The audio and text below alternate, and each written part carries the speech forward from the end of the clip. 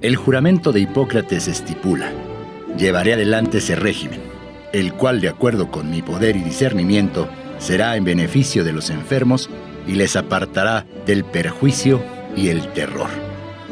Tomando como base este enunciado y todo el juramento, es que comenzaremos este programa. Desde el sexenio de Miguel de la Madrid, a México llegó el neoliberalismo y con esto el adelgazamiento del Estado. Lo público fue suplantado por lo privado. El terreno de los derechos se convertiría en el terreno de los servicios. Y con esto, la iniciativa privada formó parte del imaginario nacional que, varias generaciones después de resistirse, adoptarían e interiorizarían para llevarlo al campo de la normalidad. Con el Tratado de Libre Comercio, inició la lluvia de marcas. De pronto los edificios crecieron al por mayor. Los servicios estatales formaron parte del discurso de lo viejo, de lo que no sirve, de lo que no queremos. La salud pública, por su parte, comenzó con un proceso de desmantelamiento orquestado a la par de políticas públicas que priorizaban cada vez menos la intervención estatal en estos menesteres, posicionando así a empresas de salud que ofertaban a costos no accesibles para el grueso de la población, curas, operaciones y consultas. En las universidades ocurrió lo mismo. El modelo de competencias y la reducción de la matrícula empujó a las escuelas de medicina y facultades del sector salud a propiciar el ingreso y formación de los mejores, con lo cual el déficit de profesionales de la salud se acrecentó. Después de una pandemia, 3 años y medio de un gobierno que se asume como de izquierda y el intento de rescate del sector salud, una brigada de médicos cubanos viene al país como medida paliativa para subsanar la falta de profesionales de la salud per cápita. Se dice mucho, muchísimo. ¿Hacen falta médicos? ¿Cuánto ganarán los cubanos? ¿Vienen a curar o a adoctrinar? ¿Los médicos mexicanos pueden acceder a esas plazas? ¿Sí quieren ir o no quieren ir a la montaña guerrerense? En el Sistema Michoacano de Radio y Televisión hemos invitado, el día de hoy, a una cubana y 2 médicos, quienes con mucha responsabilidad y muchos datos nos darán luz sobre este tema. Valientes como nunca, con peras y manzanas como siempre.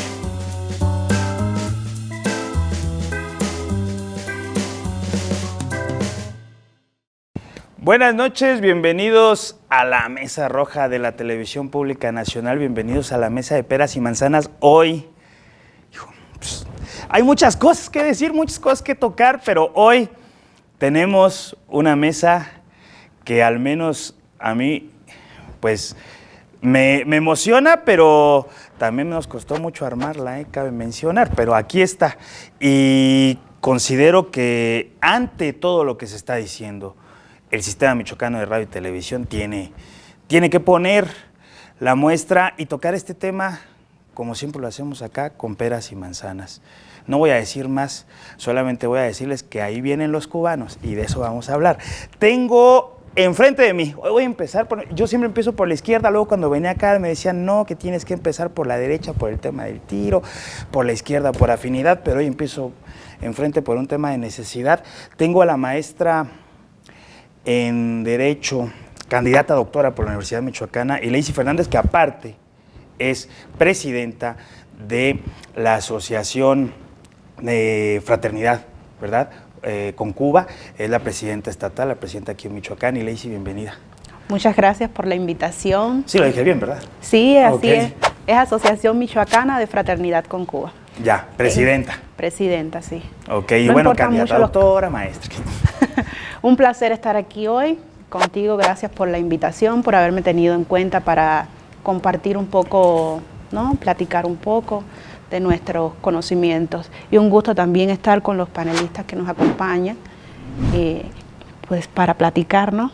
Para debatir, para intercambiar ideas. Creo que es el sentido de la reunión el día de hoy. Agradecida de estar aquí. Claro, este panel no podía hacerse sin un compañero o compañera cubana, de eso nos queda claro, ¿no? De repente algunos medios Porque Hablan luego mucho, hablan pero de no Cuba, sí, claro. luego hablan de Cuba y no hay un cubano. Claro, claro. Entonces no se me hace justo. Claro, por eso así tenía que empezar. Ahora sí me voy a la izquierda. El doctor Padilla, médico cirujano, pediatra, profesor de la Universidad Vasco de Quiroga aquí en la ciudad de Morelia, en Michoacán. Una universidad, hablábamos hace un rato, que si bien es privada tiene un corte humanista y tiene la licenciatura de medicina, que bueno, en el estado solamente la universidad pública y la UBAC. ¿Me equivoco? ¿Hay alguna otra? No, ¿verdad? De nuevo ingreso está la Montes que se acaba de inaugurar Ya. para este año. Ok, ¿cuántos años tiene la UBAC teniendo esta licenciatura? Se inició en 2010, tiene 12 años. Ya, bienvenido, doctor. Fundada, muchas gracias por la invitación, muchas gracias por su compañía. Estamos aquí con mucho gusto para comunicarnos aquí en forma efectiva y muy agradecido para con ustedes. No, claro, ahorita vamos a entrarle al debate y de este lado tengo, qué bonito traje, trae el doctor Paul Sánchez, ¿verdad? Así es. Sí, me decías, eres director de calidad y acreditación de la Secretaría de Salud, ¿verdad? Soy el jefe de calidad y acreditación Jefe, ¿no? de Director, los servicios jefe. de salud. Así es. Ok. Y bueno, doctorado en España y un amplio currículum, ¿no? Y vestido de guinda. Entonces, bueno, ¿no? Muy bien. Vamos a empezar contigo, Paul. Les aclaro, acá no hay reglas. La idea es que ustedes puedan platicar, puedan exponer al público con peras y con manzanas el tema de los médicos cubanos, porque nos asustan, diría mi abuelita, con el petate del muerto, ¿sí? Y los cubanos tienen 30 años viniendo en estas misiones médicas. Acá yo recuerdo a Felipe Calderón yendo a Cuba, recuerdo a Narro en el sexenio de Enrique Peña Nieto, aparte dando un discurso diciendo que el compromiso ético y social de los médicos cubanos había ayudado a consolidar el proyecto de la Revolución Cubana, y hoy parece que llegan a comer niños. ¿Cómo ves, Paul, esto? ¿Cómo ves el tema de los médicos cubanos? La realidad es que, como cualquier tema importante, no me dejarán mentir los compañeros que hoy nos acompañan, siempre existen polémicas mal generadas o mal enfocadas. Creo que el tema en sí no tiene que ver tanto con el lugar de donde proviene. El problema es que somos muy tendientes a ver las áreas de oportunidad externas y no fijarnos en las propias, en las internas. Entonces, el tema real o central no es que vengan personas de fuera, porque no vienen a competir, no vienen a ocupar lugares que pudieran ocupar en un momento dado compañeros o compatriotas, sino vienen a formar una sinergia, vienen a fortalecer. Venimos, prácticamente es un intercambio. Ahora, si tenemos esta necesidad, que no es reciente, o sea, es una necesidad histórica y nunca se había atendido previamente, ¿por qué se genera tanta polémica por un tema de innovación? Esto es una política que se busca hacer como una política tendiente a la innovación para tratar de paliar una necesidad muy grande que se tiene dentro del país. No es nada más Michoacán, sino el déficit de recurso humano enfocado a las áreas de la salud es una realidad. Entonces, pretendemos siempre brindar el mejor servicio con calidad, y ya no nada más con calidad, sino hoy en día incluso buscamos calidez en el servicio. Eso no se puede hacer cuando trabajamos prácticamente a destajo. El médico está prácticamente uno tras otro, tras otro, tras otro, tras otro, y esa no es la formación ni el enfoque que debe tener pues prácticamente el médico de primer contacto. Ni en segundo tampoco, pero bueno, enfocados a lo que es un primer nivel de salud. Entonces, a mí me parece que todo ese tema está un poco tergiversado, no es realmente como lo pintan, nadie viene a pelear con nadie. Y si tenemos este requerimiento es pues porque a lo mejor tenemos falla histórica en algunas de las políticas públicas que se han manejado tanto en el país como en el Estado. Entonces, ¿por qué no darle el voto de confianza a esta nueva política, a este nuevo programa, que a final de cuentas, como vuelvo a reiterarlo, nos permite crear sinergia? O sea, vamos a aprender de otros compañeros, ellos aprenderán también de nosotros, pero no lo veamos como una lucha descuartizada, vamos a pelearnos aquí todos contra todos, aquí la sangre mexicana es la que impera, porque además los michoacanos siempre tenemos esa particularidad de que somos muy aguerridos. Entonces somos prácticamente combativos y guerrilleros. Entonces a mí nadie me va a poner la muestra, yo voy aquí por delante de todos. Y eso es lo que por lo general no nos permite crear como que pues esa empatía y verle el lado positivo a muchas de las políticas que puedan estarse generando. Entonces realmente creo que es una polémica mal formada y mal encauzada. Ok, tengo que ir a una pausa. Me gustaría regresar con tu opinión, Ileisi. Bueno, ya que Paul nos da como su opinión generalizada, luego yo creo que estaría bueno ir puntualizando después de que ustedes expongan también lo que piensan de manera general, pero me gustaría que pudieras también comentarnos, Ileisi, ¿cuántos y desde cuándo mexicanos y michoacanos también han tenido esta relación? Tanto en el tema, pues diría yo, de formación como laboral con Cuba, ¿no? Porque decíamos, no es de ahora. Tú hace rato nos dabas un dato interesante, me gustaría que lo expusieras. Vamos a ir a una pausa, no se vaya de acá, esto es Peras y Manzanas.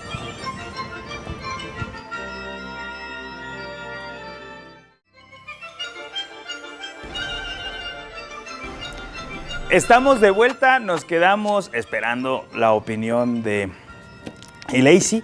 Yo le hacía una pregunta, ¿no? Que ¿desde cuándo existía esta hermandad, esta solidaridad del gobierno cubano con México? Porque tú hace rato nos dabas unos datos muy interesantes, pero también me gustaría que si quieres hablar de otra cosa, lo hagas, ¿no? Ya les dije, acá no hay reglas. Entonces, adelante, Ileisi, te escuchamos. Sí, yo creo que es muy importante contextualizar, ¿no?, la llegada de los médicos aquí, hablar un poco de la historia de estas brigadas médicas cubanas, para dar certeza al público, sobre todo que nos escucha, y a la población mexicana de manera general. En el año 1963 se conforma el primer contingente de médicos cubanos que parte a una nación tan lejana como Argelia, porque en el año 62 Argelia obtiene su independencia de Francia, se quedó prácticamente sin médicos, se fueron casi todos los médicos que eran franceses y se quedaron los argelinos sin médicos. En el marco de la independencia de Argelia, de toda esta primavera que sucede en África, ¿no? El Congo también va a tener su proceso, donde precisamente el Che va a estar ahí. Pero bueno, perdón, continúa.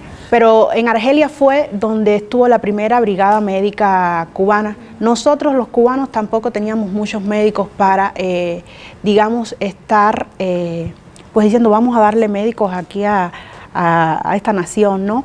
Pero nosotros tenemos una idea de la solidaridad, que no es dar lo que nos sobra, sino compartir lo que tenemos, lo mucho o lo poco que tenemos. Entonces, en este marco, los argelinos se quedaron sin médicos y el comandante en jefe Fidel Castro dijo, bueno, de los que nosotros tenemos vamos a enviarle 50 médicos a los argelinos. ¿Quién sabe si dentro de 8 o 10 años estemos en condiciones de mandarle más médicos? Y así es como surge esta idea de las brigadas médicas cubanas. Posteriormente, en el año 2005, se crea el contingente Henry Reef en respuesta al desastre que había ocasionado el huracán Katrina en la localidad de New Orleans, en Estados Unidos. Este contingente, Henry Reef, que tiene el nombre de un soldado norteamericano que estuvo peleando en las luchas contra la liberación del dominio colonial español en Cuba, por eso se llama Henry Reef. Henry Reef, el contingente, ¿no? Es un contingente que está preparado para situaciones de desastre, para situaciones de inundación, de pandemia. Los médicos que integran este contingente y que son los médicos que van a venir aquí a México a prestar sus servicios. Con México, la relación diplomática, el 20 de mayo recientemente cumplió más de 100 años, ¿no? La relación diplomática entre Cuba y México. Hace más de 30 años tenemos colaboración médica con México. En el año 85, cuando México sufrió ese terrible terremoto, fuimos de las primeras naciones en brindar nuestro brazo solidario al pueblo mexicano enviando médicos, ¿no? Porque a México lo sentimos como hermanos. Yo creo que toda América Latina, pero con Cuba tenemos muchísimas cosas que unen al pueblo cubano y al pueblo mexicano. Nuestro héroe nacional, José Martí, aquí vivió de manera ininterrumpida en México por más de 2 años, ¿no? Fidel estuvo Fidel acá, aquí Raúl, estuvo. Camilo, Y no solo grandes Ernesto. políticos, grandes intelectuales cubanos, aquí también estuvieron. El gran poeta cubano José María Heredia estuvo aquí, pero para no alejarme de esa parte cultural y seguir en la, seguir en la ruta de los médicos. Más de 5.000 médicos mexicanos se han formado en Cuba. Lo mismo estudiando la carrera durante 6 años que haciendo especialidades en Cuba, ¿no? Yo también vine aquí a formarme como maestra en Derecho de la Información, actualmente cumplo el doctorado. Entonces yo creo que esta polémica que se genera está muy bien como detectada, ¿no? No es toda la población mexicana, son algunos grupos, algunas personas, sectores que se han encargado de generar esta polémica. A nosotros los médicos cubanos, ¿qué nos avala? Dije que desde el año 1963 empezamos con nuestras misiones. A partir de ahí hemos estado presentes en diferentes países del mundo, podemos decir en todos los continentes, hemos tenido presencia. Estuvimos presentes cuando el ébola en África, en Liberia, en Sierra Leona, estuvimos presentes, la Organización Mundial de la Salud hizo un llamado y Cuba fue de los primeros países en decir nosotros vamos. Incluso en el tema del VIH, ¿no? Ajá. En México, gran parte de esto que mencionábamos, de esta relación que ha habido en los últimos años, con Peña Nieto, por ejemplo, fue para eso. Exactamente. Entonces hemos estado en muchas situaciones, los médicos que vienen son médicos que están preparados para estar en las montañas de Guerrero. Son médicos que están, porque se les da la preparación para eso, porque para eso se creó el contingente, tienen una preparación específica de esos médicos, ¿no? Son médicos que saben trabajar, que estuvieron en el cólera, cuando la epidemia de cólera en Haití. Entonces los médicos que integran este contingente, hay que decirlo, son médicos voluntarios. Nadie los obliga a que tienes que estar en el contingente, no. Porque la medicina en Cuba tiene una profunda vocación humanista, ¿no? Y el médico que integra el contingente es voluntario. El médico está ahí porque sabe que en cualquier momento, ante una situación de desastre que ocurre en el mundo, puede ser llamado a prestar su servicio. Estos convenios, es importante decirlo, cuando Cuba ha estado presente se hacen lo mismo a través de la Organización Panamericana de la Salud, estas colaboraciones, o a través de la Organización Mundial de la Salud, o se hacen convenios bilaterales como el que se hizo en esta oportunidad con el presidente Andrés Manuel López Obrador. Me gustaría abundar en el tema del salario que tanta controversia ha causado. ¿Te parece si le damos la pelota al doctor Padilla? Ahorita Adelante. hablamos sobre el tema del salario. Adelante. Adelante, doctor. Muchas gracias. Claro, doctor. Sí, para continuar con esta plática, yo quisiera hacer énfasis en que la polémica se generó porque la información que se nos ha llegado aquí al país fue no transparente. La información que se nos llegó fue que vienen los médicos cubanos porque hacen falta médicos mexicanos, lo cual eso no es transparente porque eso no es verdad. Si a mí me dan una información no transparente, mi mente piensa cosas, puedo apoyar al 100%, pero decir, ¿y por qué? ¿Para qué? Si aquí, yo les doy un ejemplo, aquí el año pasado, en 2021, se presentaron al examen para hacer especialidad 47,000 médicos ofertando el sistema de salud, 19,000 plazas. Entonces quedaron afuera más de 20,000 jóvenes médicos titulados para prestar el servicio aquí. Entonces yo soy de la idea y de la opinión que cualquier persona que venga de cualquier otro país, Cuba, España, Canadá, y que venga a trabajar a México como ingeniero, como médico en este caso, será bienvenido. O sea, yo si me pongo en el papel de ellos que voy a España, como fue Paul, que fue a España, me imagino que fue bien recibido en España. Tú vienes a México y eres bien recibida. Pero aquí nosotros, la falta de transparencia, que si viene un médico a ejercer medicina aquí, hay 3 lineamientos que quisiéramos conocer.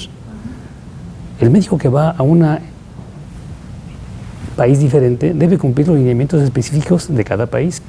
Yo no voy a llegar a Cuba diciendo, yo soy médico pediatra de 30 años, mi experiencia me avala, entonces yo puedo llegar perfectamente a trabajar a Cuba o a España. ¿Por qué? Porque pienso en mi experiencia, así soy. No, yo tengo que llegar a cumplir los lineamientos que tiene el país de Cuba. Primero demostrar que soy médico, después que soy especialista, después que tengo la habilidad y que conozco el medio médico al cual yo voy a servir.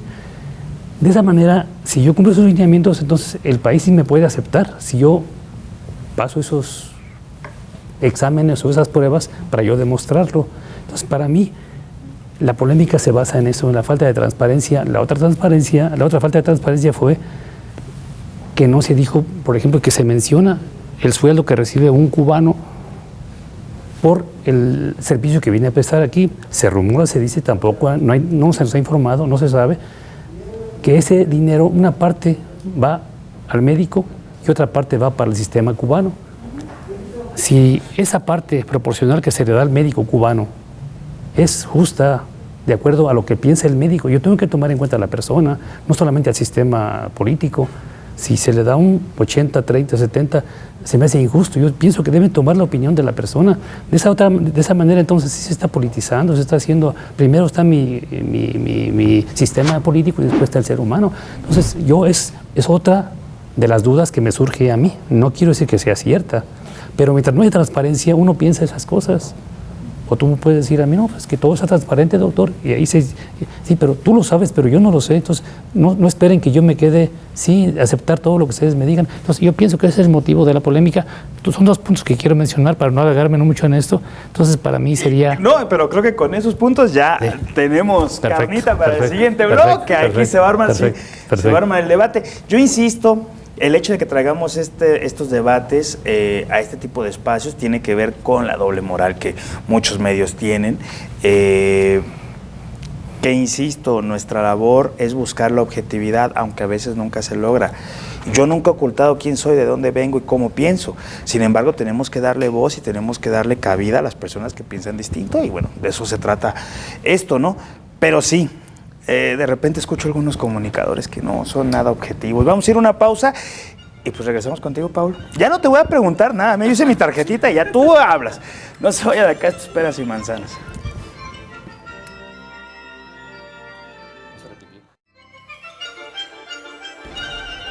Estamos de vuelta.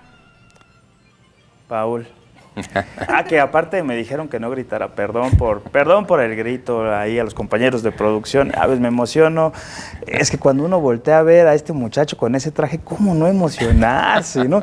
El guinda, sí, claro. Sí, claro, adelante. El púrpura ahí. El color. Sí, dale.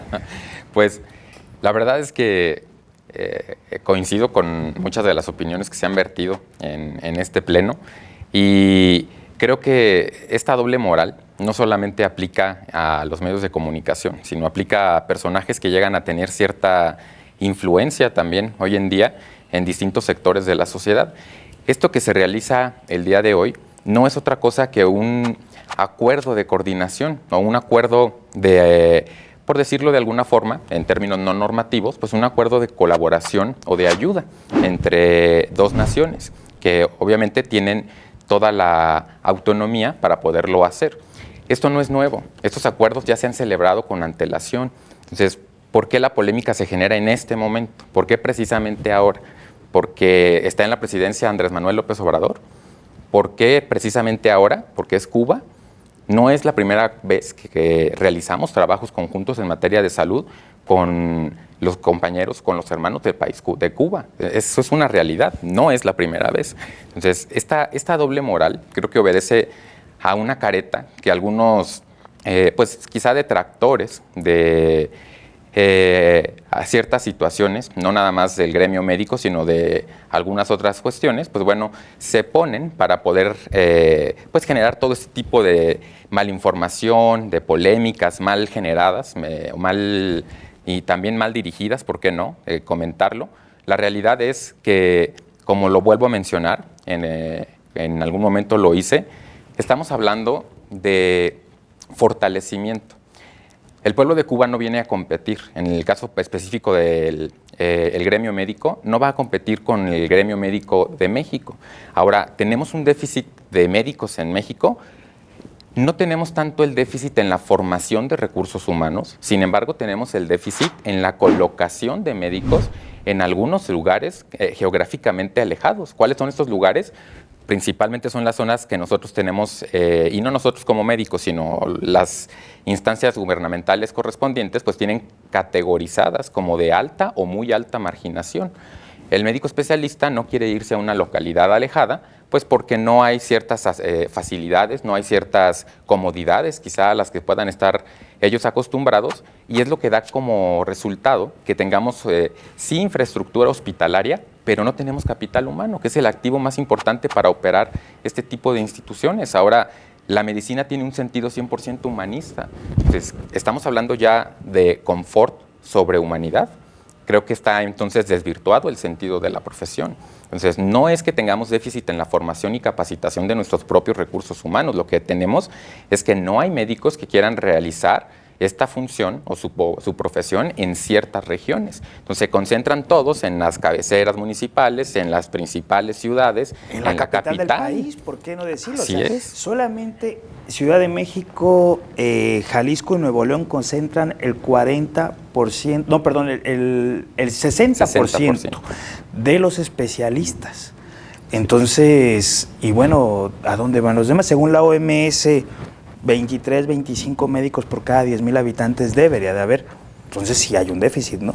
Así es. Incluso si lo medimos desde el punto de vista de los indicadores, no nada más de atención médica efectiva, sino de calidad en la atención, la verdad es que no alcanzamos este índice de acuerdo a los parámetros establecidos por tanto OMS como la filial en Latinoamérica, la OPS, no los alcanzamos. Entonces, la verdad es que a título personal no veo cuál es el problema. Yo esto lo veo como un ejercicio de fortalecimiento, y los únicos que salen beneficiados con todo ello es precisamente la población. O sea, nosotros como médicos nos debemos a la población. Si las instancias gubernamentales como tal, que están en todo su derecho y en uso pleno de los ejercicios que les confiere el cargo que ostentan, tienen a bien desarrollar ese tipo de políticas públicas para fortalecer y para ayudar a las personas que lo requieren en un rubro tan sentido como es la salud, creo que bien vale la pena dar el voto de confianza. Y voto de confianza además, entre comillas, porque no es nada nuevo, no es un modelo nuevo, es un modelo que está probado y que ya se ha puesto en marcha en algunos otros pues momentos, no nada más en Michoacán, sino en general en todo el territorio nacional. Sin embargo, pues no sé, de repente, pues bueno, la memoria colectiva tiende a olvidarse cuando así nos conviene, y sin embargo es momento de retomar toda esta experiencia. No es necesario, o sea, desvirtuar esta, pues quizá este gran esfuerzo que se está realizando por lograr acercar los servicios de salud a toda la población, no nada más en Michoacán, sino en el territorio nacional. Entonces, no nos perdamos con la información. ¿Okay? No tenemos déficit en la formación de recursos humanos para la salud. Es un proceso que tenemos perfectamente normado. Ya sabemos que tenemos que ser sometidos a una evaluación de conocimientos y habilidades, que es el ENAP, como bien lo mencionaba el doctor Padilla, y que no todos los sustentantes van a quedar o van a ser aceptados. Entonces, ¿cómo poder paliar esta otra situación? O sea, formamos especialistas, hay lugares para que ellos puedan desempeñarse profesionalmente, pero no lo aceptan. Entonces terminan concentrándose en zonas urbanas, ejerciendo la medicina privada. ¿Y quién va a atender toda la parte tan necesitada de servicios médicos en el resto del país? Entonces, a ver, quien quiera participar, yo ya aquí estoy. Digo, la pregunta ya está en el aire. Sí, el doctor Padilla y Lacey, ahí ustedes pónganse de acuerdo. Yo sí quisiera hacer aquí algunas puntualizaciones, ¿no? Que creo que van a ser de gran utilidad para la población, para que no se mareen con toda la información luego que tenemos en redes sociales, en los medios de comunicación. Entonces nos llega información de aquí, información de allá, y cuál es la verdadera, en cuál debemos de creer. Ahora sí, mis fuentes son fuentes gubernamentales. El portal de salud pública del Ministerio de Salud Pública de Cuba está abierto para todo el que quiera tener la información. En Cuba tenemos Ministerio de Salud Pública, en México el homólogo es Secretaría de Salud Pública. Entonces toda esta información que yo estoy compartiendo, ¿no?, hoy aquí con mis compañeros panelistas que me acompañan y con el público que nos está viendo desde su casa, es del Ministerio de Salud Pública de Cuba, ¿no?, de la página oficial del Ministerio de Salud Pública de Cuba. Eso es importante, de dónde viene la información. Claro. Entonces, en ese sentido, quiero recalcar unos puntos importantes. Los médicos que integran el contingente Henry Reeve, hay que hacer énfasis, vienen voluntariamente, integran ese contingente voluntariamente. O sea, no son reclutados como leva en las universidades, son voluntarios. Aquí la palabra reclutamiento no cabe. Aquí la palabra que cabe, sin duda alguna, es voluntariedad.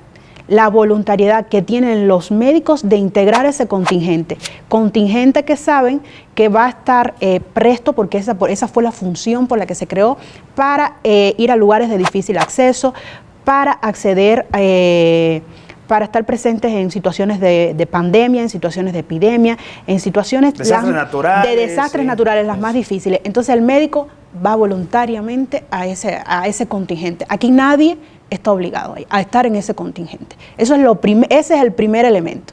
En cuanto a la transparencia, ¿no? El presidente Andrés Manuel, estamos terminando el mes de mayo, ¿no? Estamos ya en los finales del mes de mayo. El presidente Andrés Manuel fue a Cuba en la primera quincena del mes de mayo.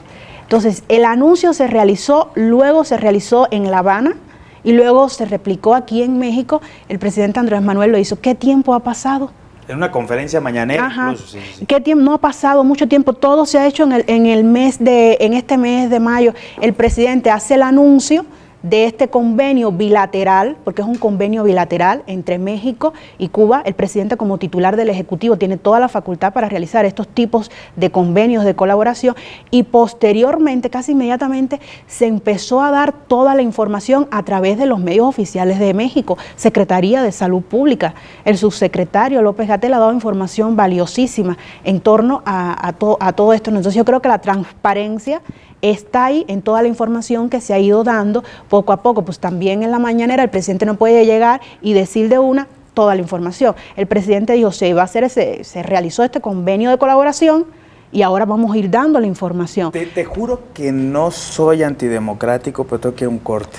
Regresando te traigo la palabra. Sí, no quiero que me vayan a confundir con un pequeño tirano ni nada, pero es que vamos a pausa. Espera sin manzanas.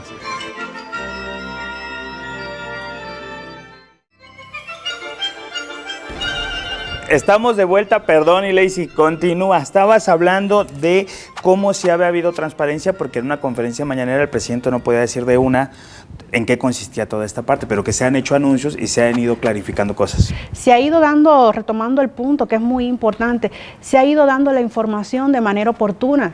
O sea, el presidente va a Cuba, se hace el convenio, pero no fue a Cuba hace 4 meses, fue a Cuba hace 15 días aproximadamente.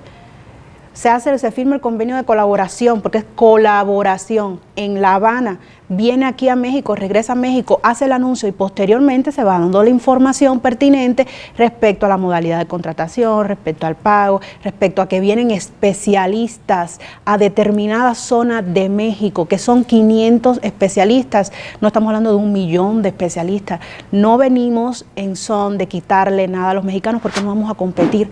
Las plazas están ofertadas para los médicos mexicanos para que vayan a estas localidades de difícil acceso. Nosotros no estamos compitiendo por esas plazas, es decir, si hay 1000 plazas, un ejemplo hipotético, y vienen 500, no significa que quedan 500 plazas para los médicos mexicanos, y eso es importante, ese dato es importante. Los médicos cubanos que vienen a reforzar esta carencia que hay en determinadas zonas del país. El subsecretario Hugo López-Gatell daba datos importantes y Paula aquí lo acaba de confirmar. Nadie dice que no hay médicos en México, hay médicos y muy buenos. Ahora, en determinadas zonas del país de difícil acceso no hay médicos especialistas que lleven la atención. ¿Y quiénes son los beneficiados con este intercambio que se va a realizar? La población. Compañeros, la población, otro punto importante, las habilidades de los médicos que van a venir. Yo soy una apasionada de la historia, como lo dije. En el 1963 parte la primera Brigada Médica Cubana. A partir de ahí, los médicos cubanos que integran este contingente hemos estado presentes en la lucha contra el ébola en África. Cuando la Organización Mundial de la Salud dijo, necesitamos médicos, no dijo necesitamos médicos cubanos, necesitamos médicos que vayan a luchar contra el ébola en África. De los primeros que dimos el paso al frente fue este contingente Henry Reed. Mandamos más de 200 médicos a combatir el ébola en África. Luego estuvimos en lugares tan lejanos como Pakistán. Luego hemos estado en toda América Latina en situaciones de desastres, cuando han habido huracanes, cuando han habido epidemias. En el cólera en Haití estuvimos presentes. Entonces yo creo que eso es una prueba fehaciente, me parece a mí, como lega en esta materia, no soy doctora médica, ¿no? Es una prueba fehaciente de la habilidad, de los conocimientos que tienen los médicos cubanos, porque además, en este caso, el convenio se está realizando bilateral, México-Cuba, pero en otras oportunidades la Organización Mundial de la Salud y la Organización Panamericana de la Salud han sido los intermediarios para que se realicen estos convenios de colaboración. No creo yo que instituciones de tanto prestigio a nivel mundial, las encargadas de la salud a nivel mundial, en el caso de la Organización Mundial de la Salud, empeñen su prestigio en hacer convenios de colaboración con Cuba sin tener certeza de la habilidad, de la destreza y de que realmente son médicos. Vale, doctor. Venga, doctor Padilla. Sí, yo solamente quiero comentar lo que acaban de comentar acerca de la información que recibimos, que venían médicos cubanos porque no se querían ir a las zonas porque no quieren, lejanas, sí, claro, desprotegidas, y eso realmente, si viene un cubano o viene un español o bien, esa persona que venga debe venir como el médico mexicano, que a donde quiera que vaya tenga lo mínimo de seguridad para poder laborar. Si un médico mexicano le dan la oportunidad de laborar en un medio donde tenga su centro de salud equipado, medicamentos, los instrumentos básicos, y que tenga seguridad de vida personal. Sí, eso yo y eso que sea mexicano, eso no importa la nacionalidad. Si ese se le oferta al médico mexicano, yo pienso que sí iría, pero si no se le da la seguridad, quiero remontarme a mi época actual. Mi época actual es donde cada vez hay más agresiones contra los médicos y sobre todo médicas, mujeres. El centro de salud no cuenta con los insumos necesarios, entonces si eso se le va a dar al médico cubano, me dicen que va a venir médicos especialistas a esos lugares. Un médico especialista no puede ir a esos lugares. Un médico especialista, si llega a una clínica de ese tipo, el cirujano va a tener que operar con un anestesiólogo, con un quirófano, con un algo que le permite llevar a cabo. Entonces, si llegan médicos especialistas a un lugar como esos, ¿a qué llega? No va a funcionar. Si llega un paciente herido con un padecimiento quirúrgico, él lo va a tener que operar, pero si no hay con qué. Si viene un médico cubano o un médico español o un médico mexicano, ¿a qué va ahí? Entonces, eso se expone a que si él tiene algún error médico, él se le puede demandar. Entonces se le va a demandar al médico cubano y al médico mexicano. Si no hay seguridad para trabajar, la facilidad, y si no hay la seguridad personal, que como les repito, cada vez hay más datos estadísticamente que se le agreden a las mujeres, se le intentan agredirlas desde el punto de vista de todo tipo. De todo tipo, ¿no? O sea, a los hombres igual. Entonces, el tema sexual, el tema sí, o sea, hay agresiones. Entonces, eso es número uno. Yo tengo la opinión de que si a esa persona se le asegurara esos dos factores que son importantes para mí, yo pienso que iría al especialista si tiene su centro de atención para un pediatra, un internista, un cardiólogo. No va a ir ahí. No puede ir ahí. ¿A qué va ahí? Ahí tiene que ir médicos generales. Pero regreso al tema. Si ese médico general demuestra que es médico, que tiene la capacidad, que pasa los exámenes, esto de los exámenes no es una idea mía ni de alguien que se le ocurrió, sino es los lineamientos actuales.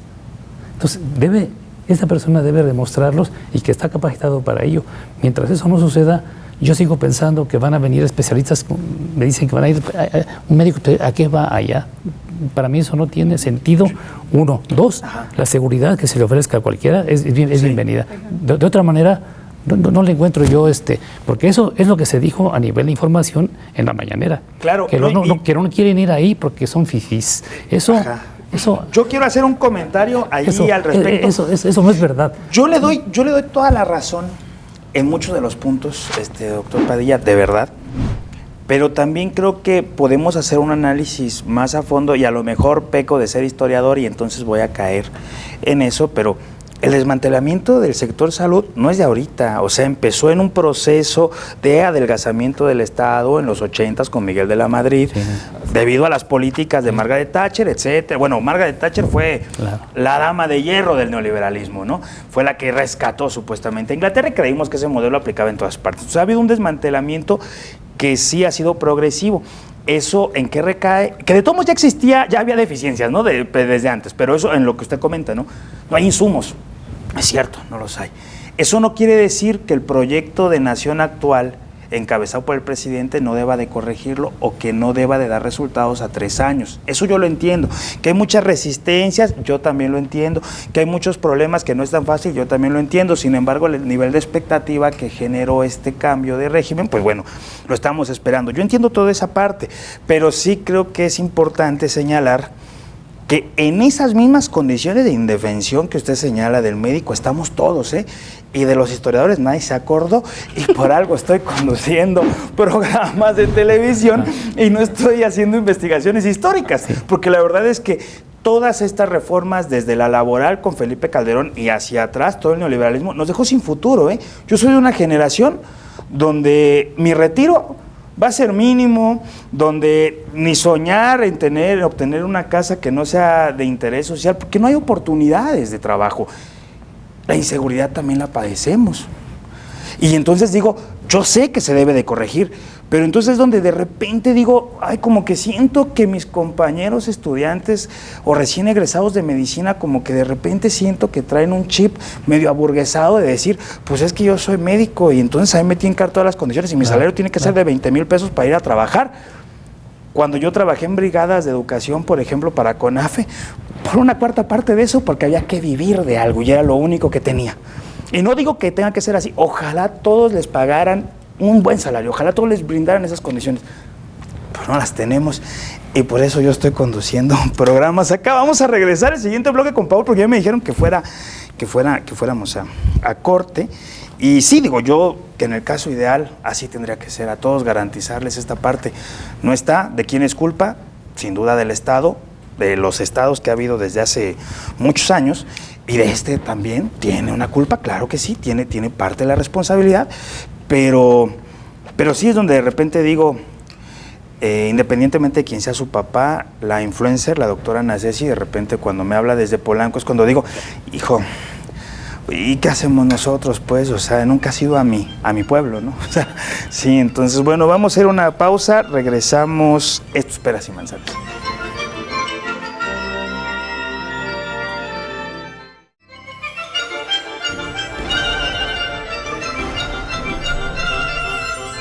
Estamos de vuelta y es el último bloque y hay muchas cosas que decir. Yo vi que el doctor Padilla quería todavía hablar y Paul también, pues ya estuvo muy calladito, pero tenemos que ir a la conclusión. Fíjense que es buena idea. Podemos mantener este panel para temas de salud, podemos hablar sobre viruela del mono, qué sé yo. El ejemplo, o sea, la visión que tiene el tema de la medicina cubana siempre es importante, pero bueno, eso dejémoslo para otros programas. Vamos con tus conclusiones, Ilacy. Sí. Lástima que se nos haya ido el tiempo tan rápido, porque hay muchos puntos que abordar sobre este tema, muchas aristas que tocar. No tenemos miedo a tocar ninguna, porque somos un país totalmente transparente y venimos a México con el corazón afuera, a dar el corazón en lo que vamos a realizar, ¿no? Eso es lo primero. Espero que nos hagas la invitación y ya te estoy comprometiendo con este panel de lujo para próximos programas, ¿no? Claro. Siguiendo con eso, la colaboración con el tema de los médicos, la colaboración, en este caso bilateral, faculta al titular del Ejecutivo para poner los términos en los que se va a realizar el convenio. En este caso el presidente Andrés Manuel, ¿no? Claro, con su grupo de asesores médicos, porque el presidente no se va a aventurar a poner la salud de su pueblo que lo eligió en riesgo. Entonces contrata a profesionales que está avalado, tienen un alto nivel técnico, pero sobre todo un alto nivel humano, que es lo más importante en la medicina, ¿no? Entonces el doctor Padilla, que ha dado unos argumentos excelentes, obviamente, nos dice que va a ser un especialista en estas zonas alejadas. Bueno, estos convenios de colaboración, los dos, porque es colaboración de ambos países. En el caso de Cuba, a veces pone insumos médicos e insumos humanos e insumos materiales.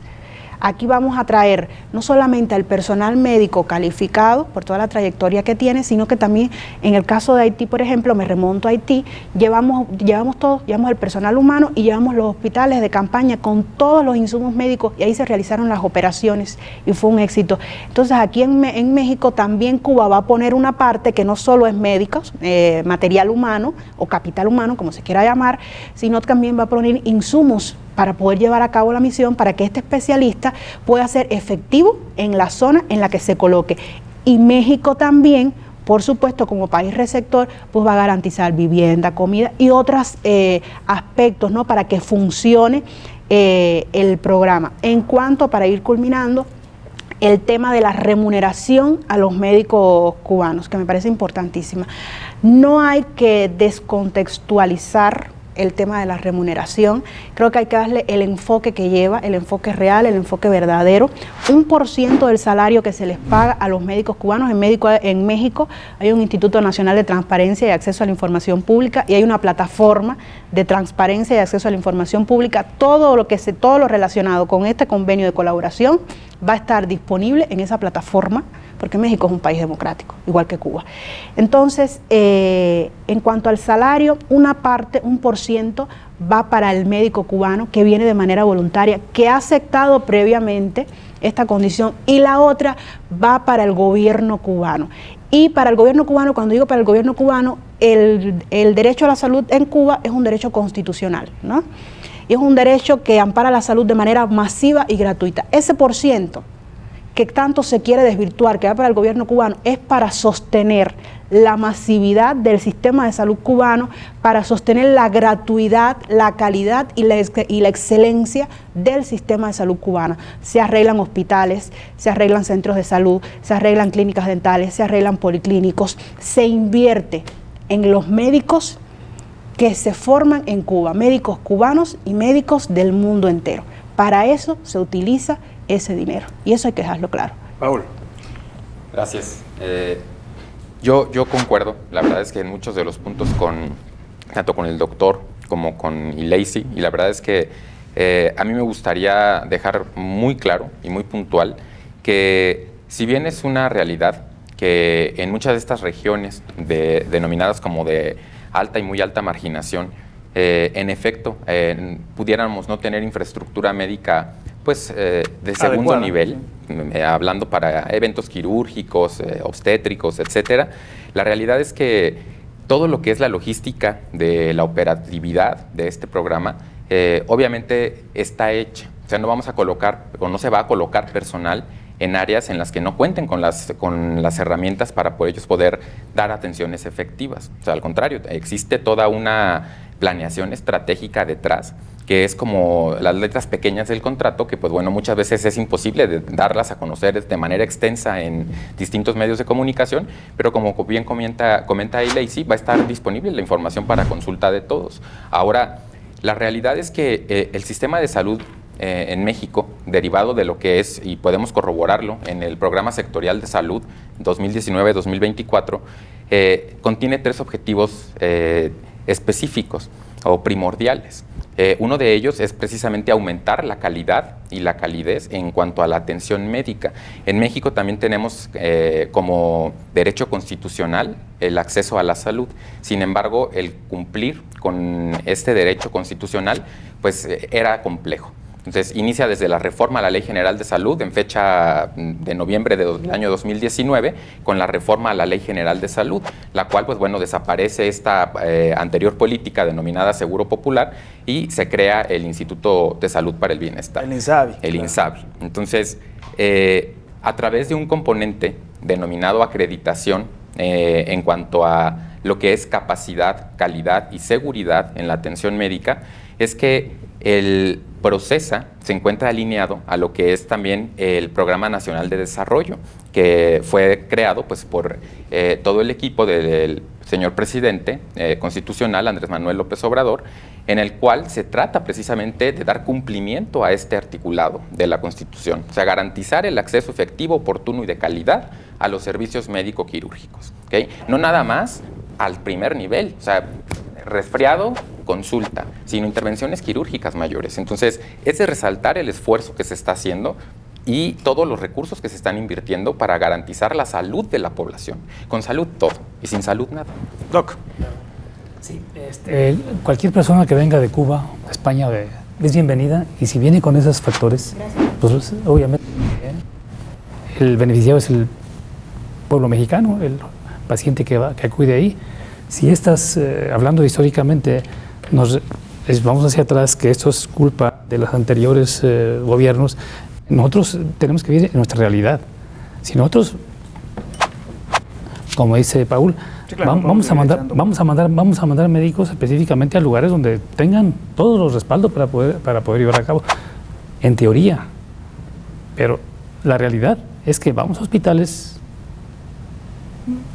no tenemos los insumos para el médico general, no tenemos los insumos para el especialista, y si es una demanda, una paciente embarazada que se muera, este paciente va a tener una demanda.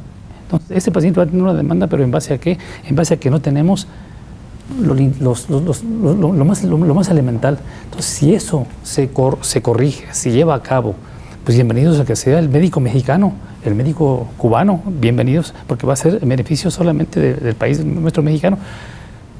Si vamos nada más a hacer retórica, a hablar sobre vamos a hacer y vamos a prometer, pues entonces pues va a pasar otro sexenio. Sí, claro. Entonces van a decir lo mismo, es que sí. antes no, tenemos que vivir en nuestra época, y si nuestra época nos da esos verdades, porque deben ser verdades, no solamente retórica, sí, el médico cubano y el médico va a trabajar igual. Yo sigo pensando que si yo como mexicano le voy a dar en primer lugar al mexicano y en segundo lugar al cubano y al español, pero va a ser siempre bienvenido. Jamás voy a decir, tú no tienes derecho a entrar aquí, tú demuéstrame que eres un buen médico y te vas a ganar la plaza de él, porque tú lo demuestras. No te la voy a dar por ser cubano y mexicano, demuéstrame que eres mejor, claro, y tú vas a tener la plaza. Claro. Ni le voy a decir no, ni le voy a decir sí. Demuéstrame tu capacidad, tus estudios, y demuéstrame tu efectividad. Claro. Y con mucho gusto, como dice, vienen ustedes a cooperar, no vienen a pelearse por una plaza. Tenemos que despedirnos. Perdón, Doc, nos comió el tiempo. Nos aventamos otro, no se preocupen, yo los convoco, nos aventamos otro programa. Claro. Sí, o sea, yo digo que creo que hay muchas cosas que no se terminaron de decir. Claro. Y es bueno que este tipo de temas vayan a la opinión pública y que la gente los pueda ver, y como medio público es una obligación nuestra hacer esta clase de mesas. Pues nos despedimos. Yo nada más quiero recordarle que pues los esperamos en una emisión más de Peras y Manzanas, y que efectivamente creo que el debate debería de pasar ya elevándolo a cosas más grandes sobre si es un derecho a la salud o es un servicio, porque creo que ahí es donde radica a veces las cosas. Se trata de justicia, de eso se trata. Buenas noches, soy Benjamín Mendoza Madrigal, y bueno, pues gracias Paul, gracias Ilacy, gracias doctor Padilla, pues nos vamos. Buenas noches, y recuerde, arriba a los pobres del mundo, de pie los esclavos sin pan.